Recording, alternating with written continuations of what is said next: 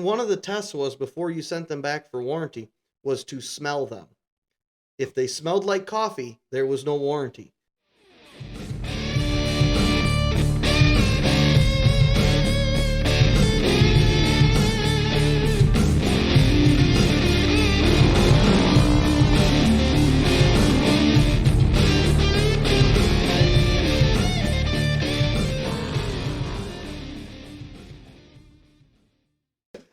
Anyways, welcome Behind the Wrench with Zach and Randy. I'm your host, Zach Gradowski. And as always, I'm Randy. I need some weird new intro to that. The illustrious, ever. No, you know, the great. Yeah. I used to go by the man, the myth, the legend. Yeah, the great Randini, or you know, the man, the myth, the legend. Just Randy. Yeah, he's just standing there staring off into space. Yeah, right. Strike a pose. That guy over there. Just standing in the background. That's your best guy you have? Yeah, that's him. Oh, fuck. Yeah. I got my best guy on it. I know him. He's not that good. Right. I know that guy. Son of a bitch.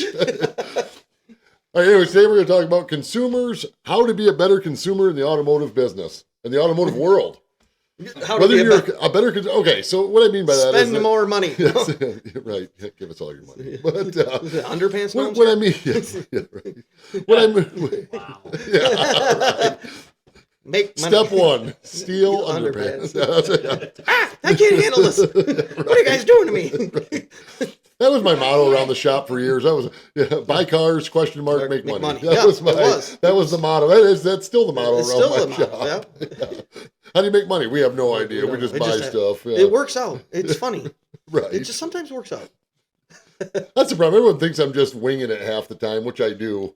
And it just kind of works. I'm just wandering around and... Yeah, you're just like... Waiting for, you're constantly waiting for someone to bring you something to do because you got nothing going nothing to do. Yeah, we're only 3 months behind on everything. That is another thing that technicians have a big problem with is all your family, once you're a technician, will think that you are just sitting there waiting for something to repair. People think I do. I think that people think I go out my shop every morning and sit there and stare at the wall and go, by God, I hope something shows up. Yeah, I hope somebody calls. Yeah, okay, yay, so we got one, you know. Right, yeah, right. Ecto one thing. Yeah, that's right. I fly out the door of my 1957 Cadillac. What was that car? It was a Cadillac hearse. Miller Meteor. Yeah. Cadillac. Yeah. And it was a hearse. Yeah. But anyways, what I mean by that is this: I don't think people understand what actually goes into, like, car repair and scheduling. You know, you hear these shops are months out, they're weeks out, this, that, whatever. Yeah. I think the internet has ruined it for the most part when it comes to car repair. And what I mean by that is this. I had a guy, I give you 2 examples. This happened last week. Okay. So I had a guy come in. Great customers. These are good customers of mine. They're nice people. I mean, I have nothing bad to say about them. But if you don't know anything about cars, which is fine, that's why we're here. Yeah. Okay. It makes it tough. So this guy, he had a 06 Silverado, and he was driving down the interstate, and it blew a trans line. It just exploded, and the truck quit moving. Like it just quit moving. So he stopped moving. Yeah, so he went and got a couple gallons of trans fluid, dumped it in the trans, and then drove the rest of the way home. Okay. So he gets to his house, he calls me up, says, hey, blew this transmission line going on the highway, on and so forth. And I says, okay. I says, how's the transmission? And I'm like, did you hurt it? Are you sure it's not hurt? And he's like, oh, no, it's not hurt. I poured fluid in, I drove it home real slow.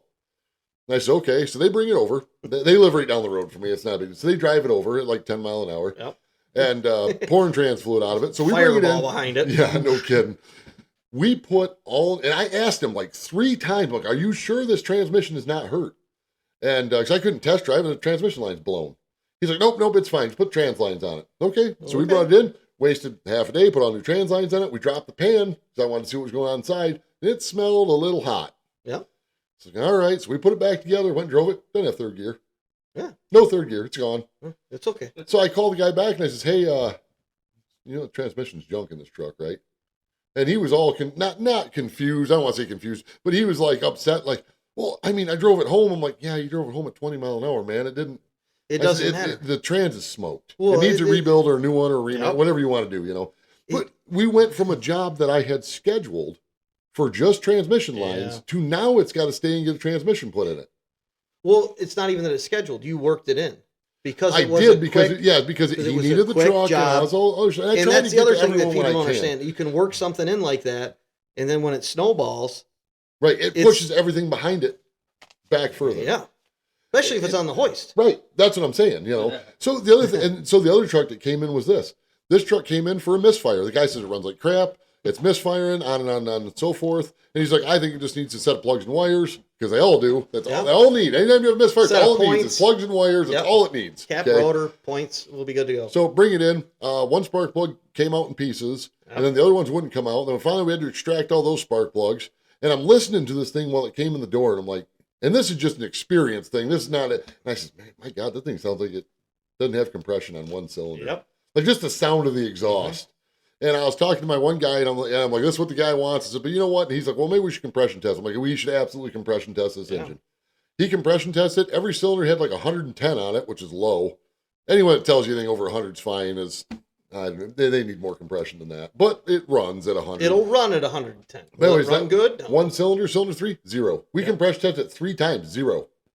So I called the guy. I'm like, hey man, rings are shot in this thing. Yeah, something's bad. Yeah, we did a cylinder leak test on it, found out the rings blown right past the rings. Okay. It's junk. Hey, it's junk. So, what do you want? We got to tear it down. We're not going to tear it down and rebuild this engine. We're going to put you a new one in or a reman or whatever we're going to do here.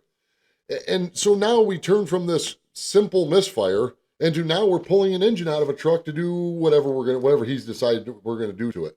So now this person that we fit in for this simple misfire that they seen on YouTube just needed a spark plug. Now we're turning into a $5,000 plus engine job. Now we're behind again. And this happens weekly. Yeah. This is not just like a once. No, it's every day. Yeah, this is every day that something like this happens. Well, because here's the thing, and I said it years and years and years ago, and I don't know why. I don't know. Every customer is going to lie to you. I don't know why they do. Like you're going to yell at them for destroying their own shit.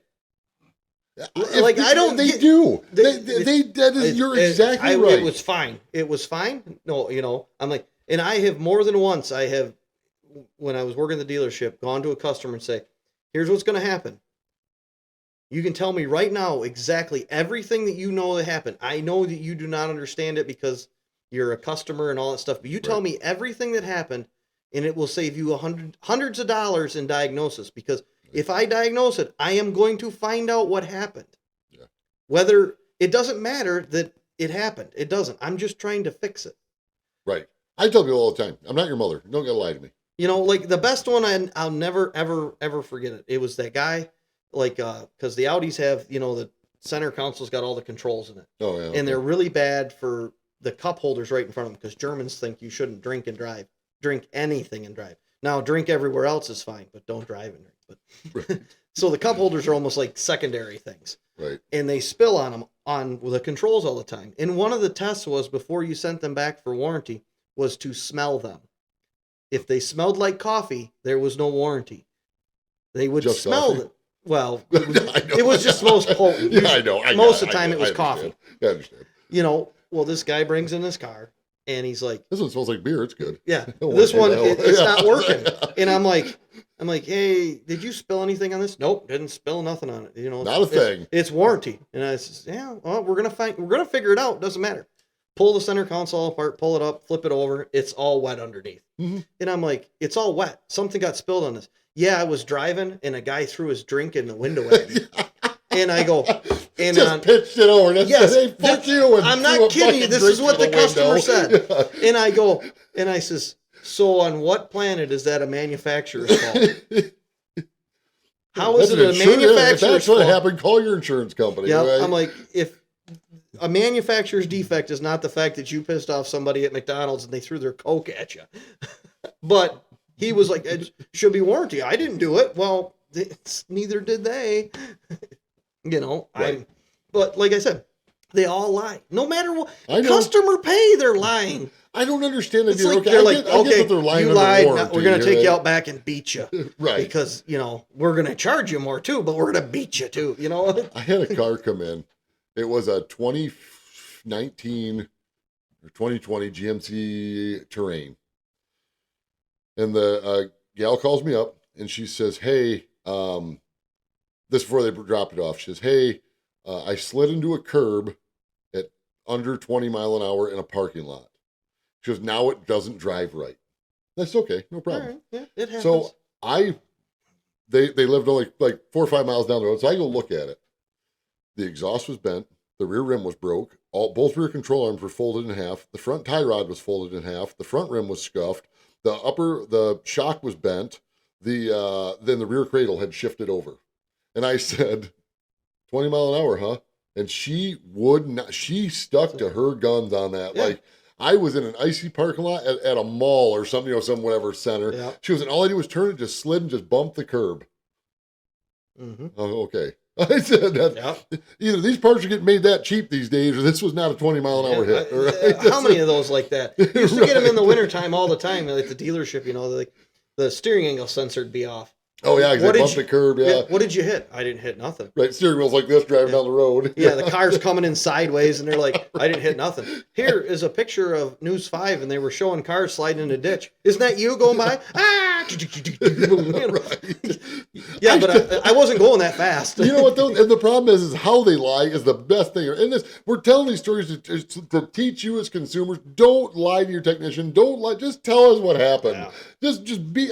It's like the guy came in one time with a steering angle sensor in a Cadillac. And I've told this story before, and I tell it all the time. And I says, and I looked at it and drove it, and I'm like, oh yeah, the steering wheel's crooked. So I walked up and I says, what ditch did he put it in? Because I found the car was washed clean. Yeah. But I found in between the bumper and the lower valance, there was grass stuffed in there. And I'm peeling it out with my screwdriver going, why is there grass? And then, of course, steering wheel's crooked, angle sensor.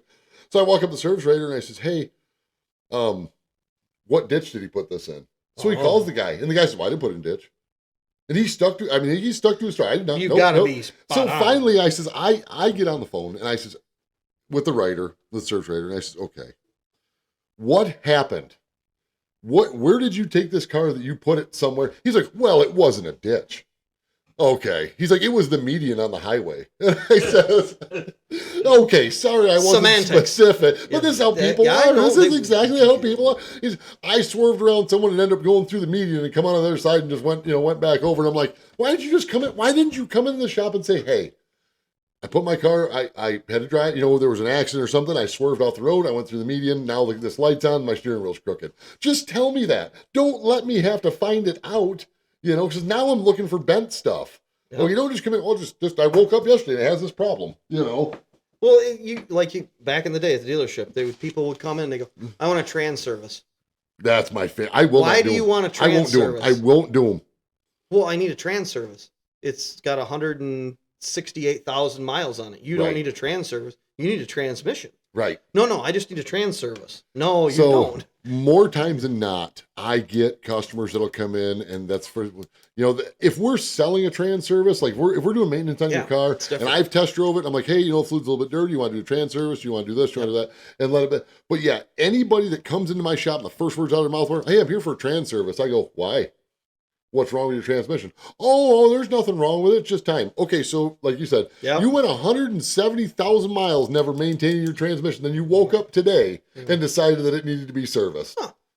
And then the story comes out, well, it slips a little bit in the third gear. It doesn't engage properly. Here we go. I was pulling a wagon up a hill and it just slipped a little bit. Right, exactly. Yep. So, and like I said, what we're talking about here is we're talking to try to help the customers, anyone that's watching this, be honest with your technicians, be honest with your writers, or wherever you take cards, just be honest with them.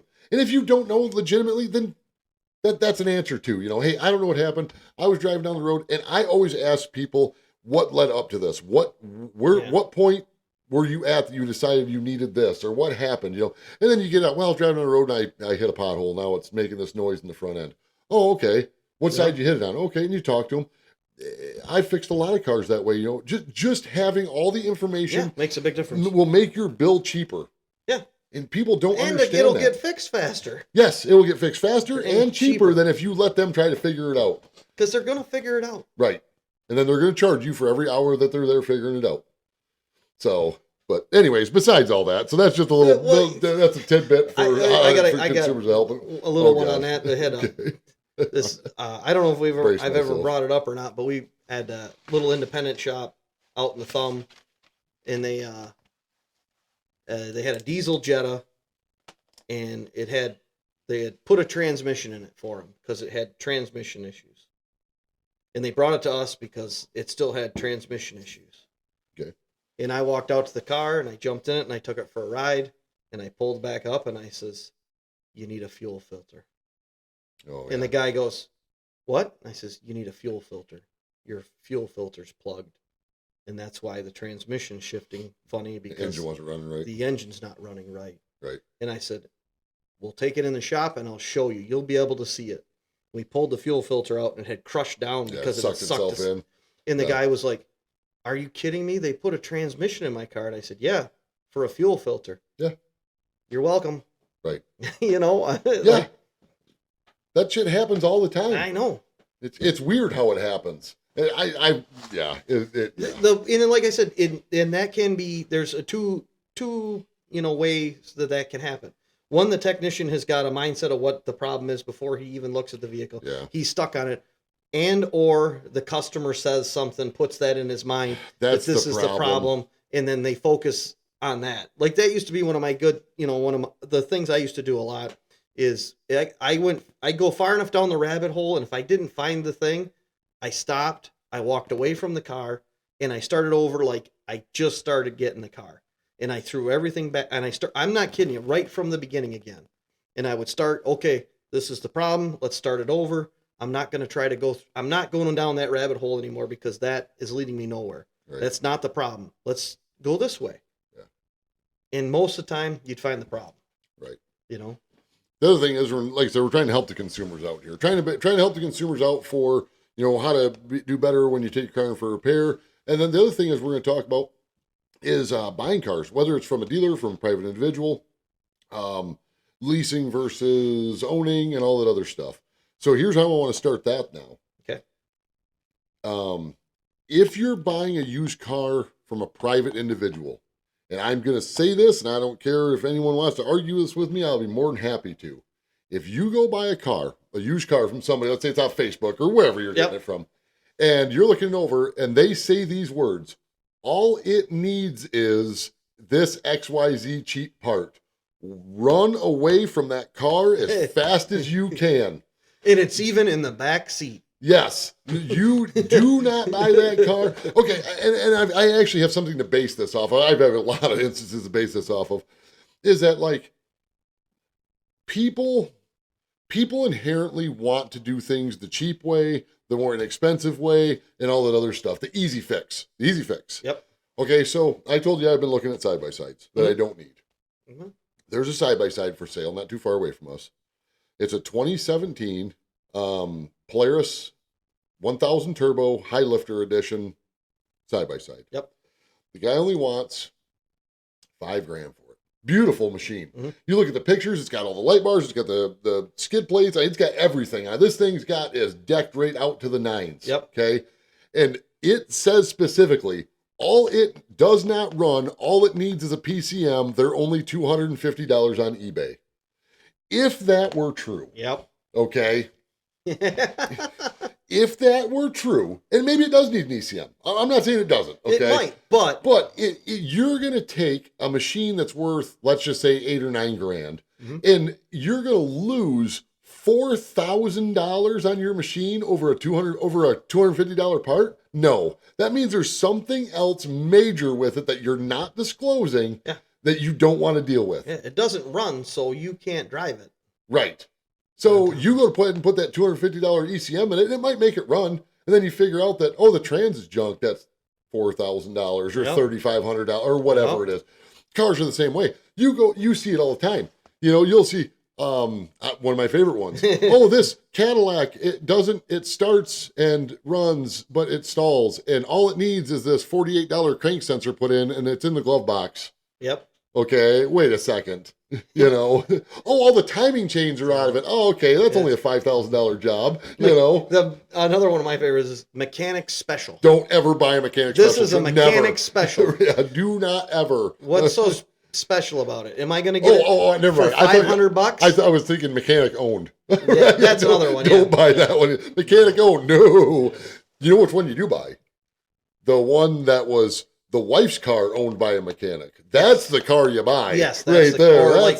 That's grandmother's, grandson is, master GM mechanic and always did all the services on car I drove back and forth to church, has 200 miles on it. And that's fine. Those cars, are taken care of. But the one that says mechanic owned, run. Yeah. Run from that fucking car as fast as you can. I remember. Do not buy that car. This was, oh my God, this was 20 some years ago, easy. A buddy of mine was looking at a car and he's like, man, the guy, I talked to him, guy seems really good, smart, he said, he's an ASE master mechanic, and he says the thing doesn't drop of oil, nothing. He said he would have pulled the engine out and fixed everything if it ever needed anything. And I'm just like, okay, no, I'm an ASE master mechanic, and I don't fix it unless I have to. Right. Like if it's leaking a little bit, my truck, I'm driving around my truck, have the lights on because I know what I don't have to fix. Yeah. It's like, right. So, that's as far as car buying goes, that's just some little tidbits of information that people need to know about car buying. Now, leasing. I've been having this conversation with a lot of people lately about leasing. Cars are complicated. They're expensive. Everything about them is expensive. Mm-hmm. Okay, we all know that and all this other stuff. We get it. So now, here's my good rule of thumb for everyone out there that's watching. If you're confused whether you should buy a car or lease a car, I get that when you lease one, you don't actually own it. Yeah. Okay, I get that. Yep. All right. But if your cost of repair on your vehicle exceeds what a lease would be every month, then it's cheaper to lease than it is to buy, unless you're driving a shit ton of miles. Yeah. You know what I'm saying? Yeah. I think your phone's acting up. It's off. The same thing. Maybe someone's calling me. It's on airplane mode. I don't know. Yeah, I just heard that too. I heard our mics are cracking. I can hear it. I don't know. I'll put it there. Yeah, whatever. Okay. That's angry. I don't know. It sounds like Galaga in the background. Yeah, right, yeah, you can hear it. Who's playing Galaga in here? Well, anyways. The thing with a lease, though, is, like I said, yes, low miles. Like, my mom's looking, here's the thing. She was, she said, I'm going to my lease is almost up. Now, mind you, she's had this car 4 years now. Okay. It has less than 5,000 miles on it. See, leasing's, man, that's a tough one. And I said to her, I says, here's the thing. And my mom's older. And I told her, I says, hey, if you're going to lease another one, you need to find out if there is an early turn-in. I says, because there's a possibility you're not going to have your license before this lease is up. Your license is going to she's getting to that point now where she's not. And I says, I don't want, I had entertained the idea of leasing a car. Love my wife to death, but she is she knows how to take care of some stuff. Does she watch this video? Yes, she does. She's gonna watch it, and that's the thing. And it's okay. She knows. No, I know. She knows. I know. We're just picking on her. Yeah, we're just picking on her. But I mean, the problem is, the biggest thing is that is not your car. And it's not. No, they will ding you for every scratch, dent, whatever, when you turn that son of a gun in. Yeah. But if you're driving a car that costs you, a used car that costs you, we'll say $5,000 a year in maintenance and all that other stuff. Yeah. And you can lease a brand new one that's only going to cost you $5,000 a year. You're better off getting the lease, unless you're driving more than 12,000 miles a year. Yeah. Well, like I said, when her lease gets turned in, someone's going to get a great car with no miles on it. That's what I'm saying. And the only people, which, yeah. But you're right, your mom's at that point now where she's getting ready and so that, but like, Does she watch this too? No. Oh, good. All right, good. You tell her to take away her license. No, honestly, we just had this discussion is the thing. And that was, because I was just like, because she was like, well, what should I get? And I was thinking like a Ducati, something, triple R, something, she could ride back and forth to church and pick the, Your dad passed away of natural causes. What happened to mom? Motorcycle accident. Yeah. Well, her age and the stuff like that. Oh, it was old age. No, it was a motorcycle crash. She tried to rip a wheelie at 110 and it didn't work out for her. Out. She wiped out on 75. Right. What a way to go. Yeah. They said she had a big smile on her face. And right. But there's nothing wrong with leasing new cars. If you could lease, but I don't know what leases are going for anymore. I mean, but I remember you could lease a brand new Buick Encore for $189 a month. Yeah. And if you just needed a cheap little commuter car and you were only driving 10,000 miles a year, that's the way to go, because you don't have to worry about all you do is change an oil on it. Yep. And if something breaks on it, the dealership gives you a loaner car if they have one, Yep. and they fix it for free and they get it back. You know what I'm saying? I mean, Yeah. it's one of the things where what people don't understand about owning about vehicles in general is that no matter what you buy, whether it's a lease, new, used, I don't care what it is, that car will cost you money. Yeah. They are not an appreciating asset. They are a depreciating asset. Yeah. It's amazing how expensive some vehicles can be, and you literally drive them off the lot and how much they depreciate. Yeah, they depreciate immediately. As soon as them tires hit the road, it's like, okay, that's $10,000. And that's another thing people don't understand. Right. That a vehicle can drop $10,000, and that's not a fake number. I'm not like, yeah, this is I know what you're talking just about. by driving off the parking lot. So another thing that people don't realize is what the economy can also do to vehicles. So, and this is not something that we really need to dive into, but something that people need to be aware of is that if you go out and buy a brand new Denali Yukon or something full size SUV, Yep. and this happens. Let's say when you bought it, gas was $2.50 a gallon, and now it's $5 and $6 or more in some states a gallon. You go to try to sell that thing, it has literally overnight lost value because nobody wants that gas. Yeah, you got to fill the tank up to get your money back. Right. Yeah, it's got a full tank of gas. That's like one of the options. Right. Right. It is. But I mean, the car market itself swings so far, so drastically, so quickly that that's something else you got to keep in mind. Now, we have a little bit different perspective on it because what were we seeing? The average person in their lifetime only owns like 6 or 7 cars or 5 or 6 cars or something. Yeah, something like that. It's it's under 10. Yeah, I own that like every 6 months. But I mean, I got 10 in my yard. Yeah, see, Red, our producer there, he got 10 of them just sitting there. Yeah. 8 of I mean, them. that's the other thing with only the 2 car of them run, but I mean, Hey, 6 of them run. Hey, 6 of them run. How many drive? No, Rat? yeah. 6 of them run, 2 of them move. 5 drive. Right, 5. Yeah, right. Yeah, no shit. But yeah, that's and that's the people that are watching this are probably in the same boat. They've got our audience are guys like, I got 8 of them in the backyard right now. What are you talking about? They all run. Yeah, right. They all run the load. Put a little gas down the carb, shoot them with the knee through it. All right. Takes They right just need up. a tune-up. Yeah, just need a tune-up. That's right. It ran when parked. Yeah, ran when. Yeah, that's my favorite The one. Trans Am you bought. Yeah, It ran when parked. the guy drove it there. Yeah, he did. He had to. 1993. Yeah. That thing was on the ground. That was so cool. Yeah, it was on the ground after we went down the trailer. It was still on the ground. Yeah. Half the car was on the ground. Yeah. Yeah. It was still. Yeah, there was a hole. You know what's funny is I was looking at we were talking about people wanting to save money and inexpensive stuff and all that other crap. Yeah. There was, one of my neighbors called me the other day. They're wanting to buy a mower, and they said, "Hey, if I buy this mower, would you look at it?" I said, "Please don't buy that mower." Not that I work on mowers, but apparently when you become a technician, they think you can fix mowers, refrigerators, furnaces. It doesn't matter. They just washers, dryers. You got to be your half IT, your HVAC, and then you got right. fix boats on the side too, Right. airplanes. Yeah, airplanes. Yeah. But anyways, so I got a text from them. They said, "Hey, I found this mower. It's only $200." And this goes back to buying the used stuff. I read the ad for the mower. It said, whatever it was, 200, whatever the ride mower was, $200. Quit running. Don't know why. My loss is your gain. And I said, they know why it quit running. Yeah. Okay. They're just not telling you why it quit running. All right. Maybe They're just they don't playing know. dumb. You can't tell me that. Okay. They pulled out of the garage. It died. And they went, fuck it. Put it up for sale. It's out of gas. Yeah, You know, it might be. maybe it is, but that would be I know. ultra rare. It does happen every once in a while. That's something stupid. But that's the problem. It's not is that the norm. Too many people use that as use the exception as the rule instead of the rule itself. That is the problem with most people. Okay, and I've said that for years. It's funny you bring up the mower thing. This was 15, 20 years ago. I sold a riding lawnmower. And I had it on, this was on Craigslist back in the day. And I had a picture of it, little tiny riding lawnmower, wouldn't mow my lawn to save its life. But it ran. Okay. So I put, mower runs, blah, blah, blah. And this dude calls me up and he's like, hey, he says, I'll give you, I think I wanted $100 or something. Right. It's nothing.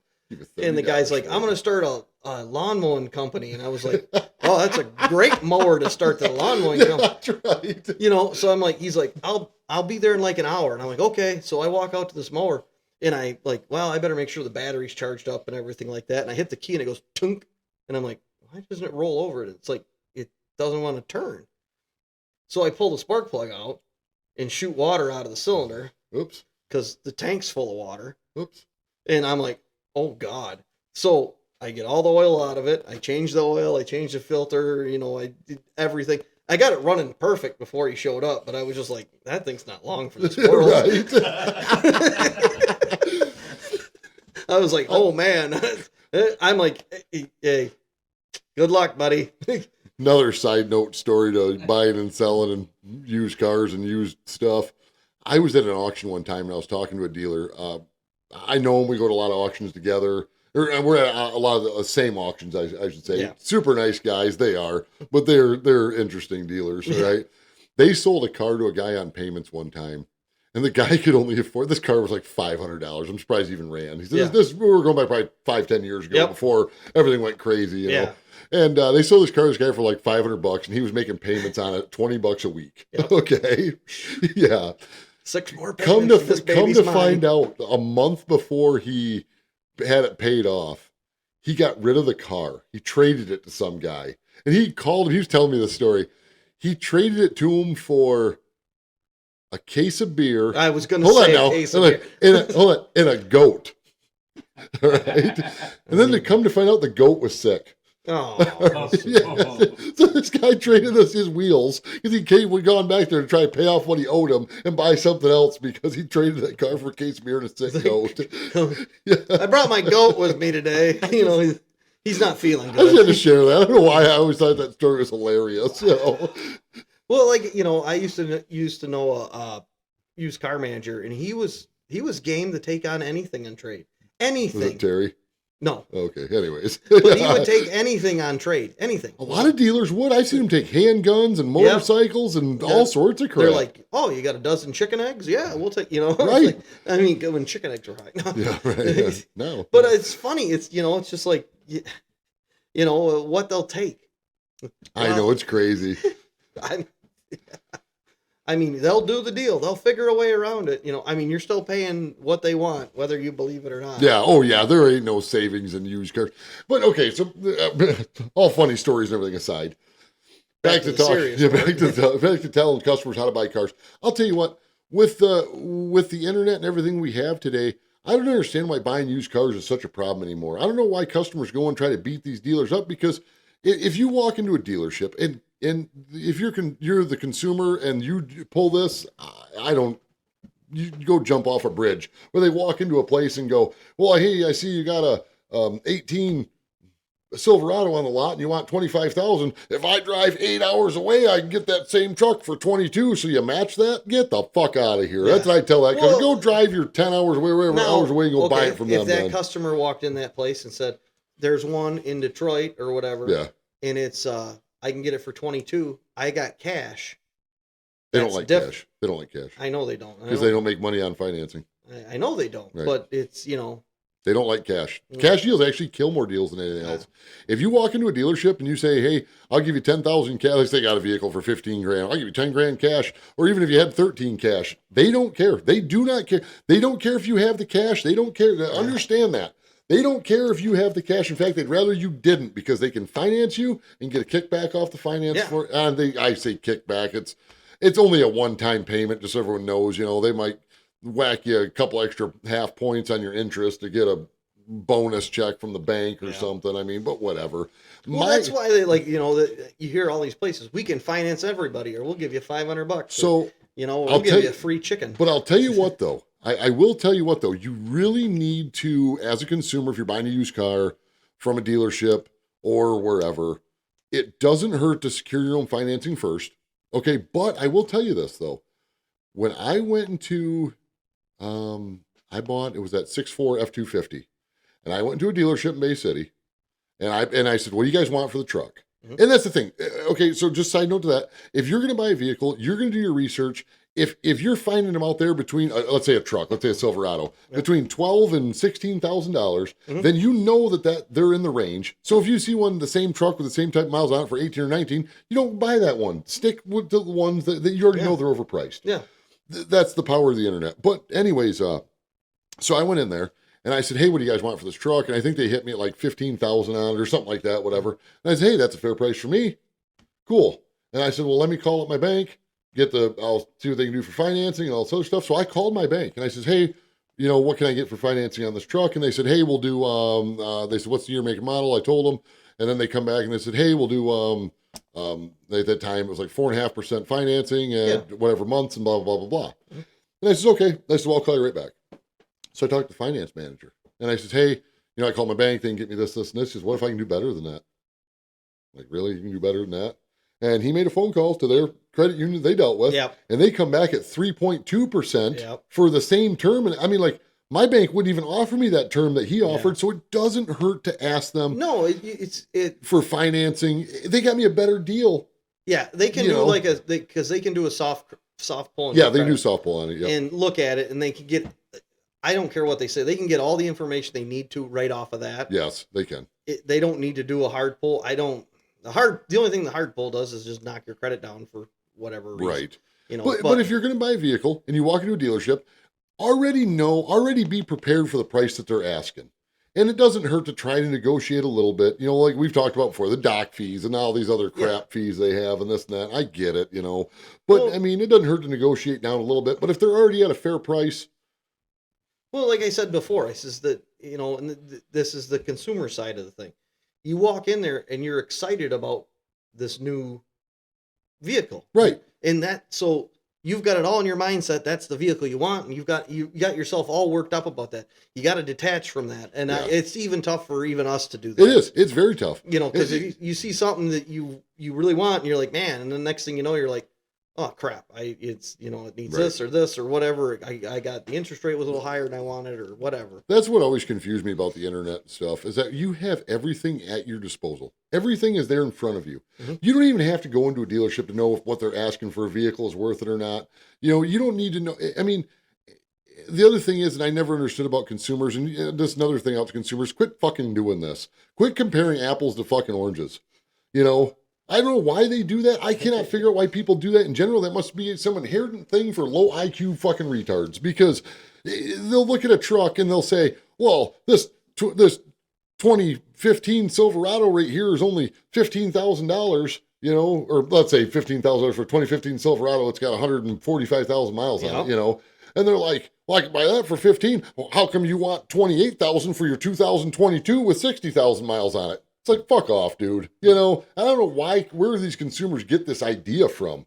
You see what I'm getting at? Though? Like, you see it all the time. It's the worst thing is this is where the buying and selling cars comes in. They says, you walk into Walmart and Myers or whatever, and you want to buy a toaster. You don't go, well, that one's $8.99. And then you go up there and you go to the cash register and I'll give you $7.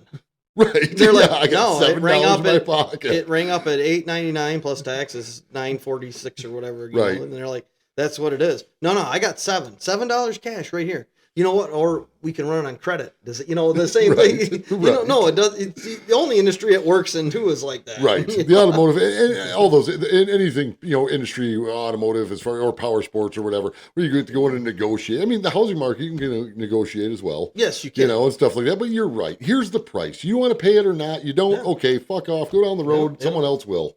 I mean, if you know what you're looking at and get all your ducks in a row, and then you can look and see how long the vehicle sat on the lot. Yes, they'll tell you. Yeah, it'll say right on the website how many days it's been there. And you know what though? It doesn't. You don't have to be a jackass about it. Ask the salesman. Hey, how long have you had this car here? Yeah. Oh man, it's been here for 7 months. Well, you're a little overpriced then. How about we do this? If it's been there for 2 days and there's already 10 people standing in line, what they're asking for is probably what it's worth. How long's this car been here? It's 45 minutes and there's 6 other people behind you that want it. So what are you willing to pay? Right. It's supply and demand type thing. But, right. I've said that for years. Salesmen got it tough. They've got to sell the car to them. Right. Yeah. Salesman. And then promise them the moon. That's the best part. I think that's part of salesman training. Sell me this cup right here. Well, with this cup, I'm going to give you everything for life. I'm going to refill this with coffee forever for, as long as you own this cup. Then they come back a week later and go, I never said that. I never sold that to you. Right. That wasn't my deal. I didn't deal with that customer. There's a picture of you shaking his hand on the internet. No, that wasn't me. And I lose respect for dealers that do that, just so you know. What's that? Anytime I see a Facebook post of a dealer shaking hand with a customer, they're like, they might as well just broadcast, here's another one we fucked. You know what I'm saying? And people go for it. They're all smiling in the pictures. You know, you know what I'm saying? They're all smiling. Look at this brand new or this new used vehicle I got. They got me, and they're all shaking hands and smiling. I get why they sometimes do it. Some people are like excited it's their first vehicle, whatever. Their first new vehicle or whatever. The ones that get me is like they're wearing disheveled clothes. It's like they could barely afford the financing, and they're like didn't comb their hair that morning. Yeah, they're like, yeah, I bought my first Cadillac at this place in Cadillac of Nowhereville, and they only got me at 78% financing. Right. But the used car manager, the finance manager in the back office, no hair left. He pulled all his hair out trying to work some deal. Yeah, he's got this guy approved on this Cadillac. You see him back there, and he's closing the curtains with his pitchfork. He's like, yeah, right, yeah, right. They can't afford the gas in it, let alone the payment. Right. I mean, and like I said, and we used to see that a lot where I was at because of the, Audis. Yeah. They're a high end car. They are, it's supposed to be, and those people would buy them, and they buy the cheapest model, and then they couldn't afford the maintenance on it. Like, oh, I can't afford that. Just do the bare minimum. It's like, well, the oil change. You want to do the oil change, huh? But right. I'm like, you need to do the rest of the stuff too. I mean, to maintain the car, Want me to tell you something really funny about the used car market you probably didn't know? What? I didn't learn this until probably about 6 years ago. Okay. Do you know why they don't advertise pricing on windshields of vehicles? One of the reasons they don't. You know why that is? Why? Or I apologize. Let me back up for a second. Do you know why they cannot advertise a cash price on vehicles? Because I had that idea for a while. I'm like, well, when I put my used cars on, I'm just going to put this price. It's this price, cash only. This price. Okay. You know why you can't do it? Why? Because the state of Michigan considers it discrimination. That's just so you know. If you put a price on your vehicle, two prices, let's say cash money, it's $8,000. Okay. If you finance it, it's $10,900. The state of Michigan considers that discrimination against people that don't have money. I could see that. See, because that was my biggest thing whenever I sold a used car at my place was I made sure that you had this. It had a window sticker of the price I wanted that you could see without stopping. Yeah, that's how it should be. And because I want to be able to go by and go, boy, I'm kind of interested in that.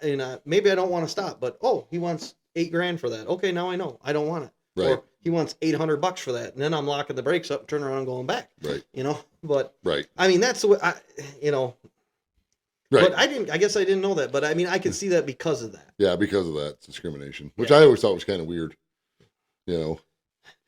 But anyways, so back to what we're talking about, consumers with repair work, with new cars, used cars. New cars, we're not even going to talk about new cars. New cars, that's like shooting fish in a barrel. You know what I mean? It really, if you're walking on the lot wanting a brand new vehicle and you can afford it, no one cares. Go buy it. There it is. You know what I'm saying? You need sales. What am I going to sell you on that? I'm going to sell the extended. Smells new. Yep, I got the extended warranty all written up right here for you. It's got a factory warranty. Yep, but that one goes out, I'm not going to have it because I have a lot of money. Right, I'm going to trade it in and get a new one when the time comes. Yeah, new car sales. Yeah, that is what it is. I mean, those new car salesmen will give you horror stories about people coming in and test driving 10 vehicles, and it was so rough. I had to get them a red one instead of a black one. I got a used car test drive story to tell you. Okay, this one was... I'll follow it up with the one I got for you, too. This one was a good one. Epic. I mean, epic. So, it was this time of year, probably, April, May, whatever, something like that. Okay. And we had it was a Porsche Cayenne, or it was a Porsche SUV. Oh, this is a good story. Yes. Oh, I remember this. Rhett's going to love this story. We had a Porsche SUV on the lot. Yes, I remember this. For some reason, there was a lack of salesmen in the sales showroom at the time. Right. Wasn't it raining out that day? Yes, too? it was raining. All right. Yeah, this is the story. Okay. Go ahead. So these people want to test drive this Porsche. Cayenne. Now, SUV. It was an SUV. I don't know if it was a Cayenne. I don't remember now, but anyways, I know it was fancy. Porsche. Yep. It was a Porsche. He said, my Porsche. Yeah, Porsche. Yeah, Porsche. And so they're like, can we test drive this SUV? Wasn't there like 4 people? It was 3 people. Okay. All right. 3 people. Now their car is in the shop being worked on. Okay. Yeah. And it's in there for a recall, not because they're paying to have anything done. Yeah, it's for being a recall. Yeah. For a recall. And they were like, can we test drive this? And the stipulation was that a salesman was supposed to go with every test drive, blah, blah, blah. Yeah. Well, like I said, there was a lack of salesmen, and there was, from some reason, a lot of people, because it was raining out. I don't know why they were all in there screwing around trying to buy cars. So somehow, some way, somebody said, just give them the keys, let them take it for a test drive. So they could throw these people the keys. And now, mind you, I don't know if I was working on the car or who was working on the car, but like 45 minutes later, the owner blows the door out of the shop. I mean, like, just comes running it out, and he's like, hey, who's working on this car? Blah, blah, blah. And I was like, it's over here. What's going on, Joe? What's the problem? Right. I need to see their insurance. And I'm like, what? What are you talking about? Yes. And he says, they just smashed that Porsche on the highway. They were going like... They did, too. That's the best. They figured they were doing between like 80 and 90 and hydroplaned into a guardrail. It wasn't a guardrail. It was a cement. The cement barrier. Okay, barrier. It was totaled. I've still got pictures of it. I mean, just bang, smash this thing up. It shit everywhere. And so I'm like, I like look at that and I'm like, are you kidding me? And he's like, no, where's their car? And I was like, it's right here. And it's a Mazda. It was a Mazda. Oh, that's what they're driving, a Mazda. They're driving a Mazda. Like you were an Audi, Mazda, Subaru. Yeah, in this car, yeah. I wouldn't have given him the key. I told the owner, I would not have given the keys to my lawnmower to these people because this car is such a nice car. I'm pretty sure they're going to take care of a $100,000 car. Well, the best part is the car comes out on the hook. State police are there. They show up. The people that test drive it. The one dude, as soon as the police walked in the building, he ran out to the car and jumped in the back seat and like shut the door, looked away. I'm not gonna. And like, so we figure he must have had a warrant or something. They didn't care. They were just like, is everybody okay? Blah, blah, blah. They said it was a one vehicle accident. It was just our Porsche. Luckily, the insurance covered everything. But I mean, it was like epic. I was just like, I'm like, who in there? I like looked at these people. I'm like, honest to God, I says, I wouldn't give them keys to a tricycle. Way to profile, Randy. Way to profile. Yeah. I get it. I mean, and it, I was just like, man, these people were, I'm like, come on, man. Really? Really? It was great though. I mean, cause the owner was like flipping out cause we had it out. I think we had it like 2 weeks, maybe. Not even a month. We've had that Porsche. Porsche. Not very long, yeah. It was great. I mean, it's so awesome. It's oh, it's such a good time because I mean, he was so worked up. I mean, he was just standing there. He was shaking. He was so mad because this junk. It's totaled. It's totaled, and it ended up working out for the dealership. Anyways, the insurance covered it, and whatever. But it was just like at the time, it was epically funny. It was, right. I'm just like, this is great. I said, this is my day. So I don't have any a good story like that to follow it up with. This one I just thought was funny. I knew a sales guy. He was pissed. God, he was so mad at this customer. Customer brings his car into the service department. I was not working on it. This was not my ordeal, not nothing. Okay. Another guy's working on it. And they quoted this guy a fuel pump in his Toyota. Okay. Or whatever it was, something along those lines. Yeah.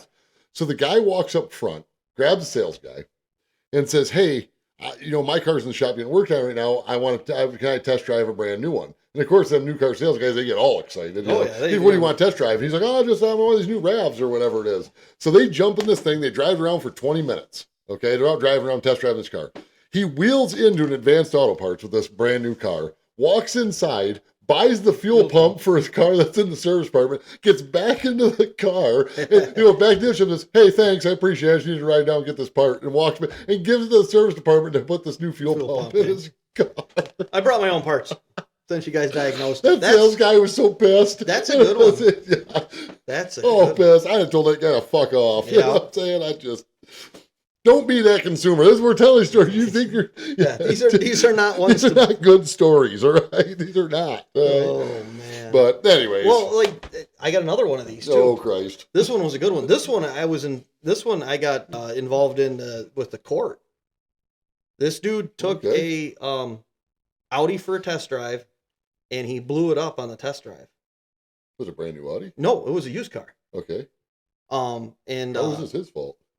Was he just redlining it, I take it? Yep. Okay. He was just driving like an asshole. Okay. It was a stick. It was an Audi. And it had, it blew the engine up. He called back. He's like, hey, it quit. And they towed it back. And they're like, I was like, the engine's junk. And they're like, no, there's no way. And I'm like, it's junk.